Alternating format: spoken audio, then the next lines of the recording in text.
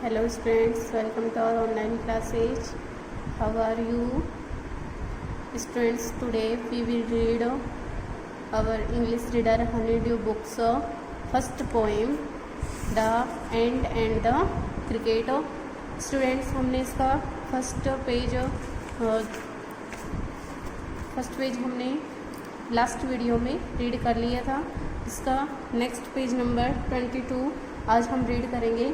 इसके नेक्स्ट देखिए, इसकी स्टोरी मैंने आपको पहले बताई थी फर्स्ट पार्ट में कि किस तरह से जो झिंगुर है वो गर्मी का और बरसात का जो मौसम है उसको नाचते गाते हुए मस्ती से निकाल देता है। इसके बाद में जब सर्दी का मौसम आता है तो उसके पास खाने के लिए कुछ भी नहीं बचता है और वह उसके बाद दुखी होकर परेशान होकर वह एक चींटी के पास में जाता है और उससे कुछ खाने के लिए आश्रय की उधार लेना चाहता है। बट जो चींटी होती है वो उसको मना कर देती है, यह कहते हुए कि जिस तरह से तुमने गर्मी और बरसात का मौसम निकाला था ठीक उसी प्रकार से तुम इस सर्दी के मौसम को भी निकालो, इसके बारे में तुम्हें पहले सोचना चाहिए था।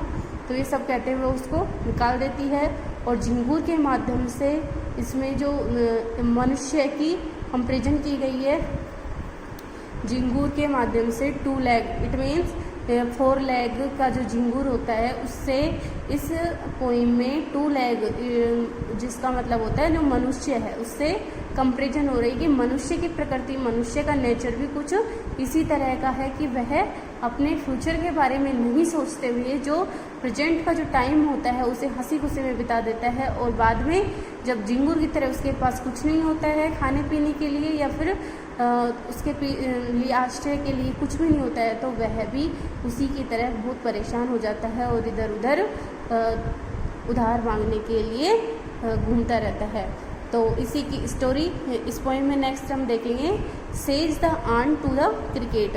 जब वो क्रिकेट झिंगुर है वह उस चींटी से जब मांगता है आश्रय और भोजन तो चींटी उससे क्या कहती है, आई एम योर सर्वेंट, मैं तो तुम्हारी नौकरानी हूँ एंड फ्रेंड और तुम्हारी मित्र भी हूँ, बट वी एंड्स नेवर बोरो, लेकिन हम जो चींटियाँ हैं नेवर बोरो नहीं तो उधार देती हैं एंड नेवर लैंड, बोरो नहीं तो उधार लेती हैं, वी एंड्स नेवर लैंड और नहीं उधार देती हैं। बोरो मीन्स उधार लेना होता है, लैंड मीन्स उधार देना होता है। बट टेल मी, लेकिन मुझे बताओ, डियर क्रिकेट, प्रिय झिंगुर, did you lay nothing by when the weather was warm, तुमने पहले कुछ क्यों नहीं किया जब मौसम गर्म था।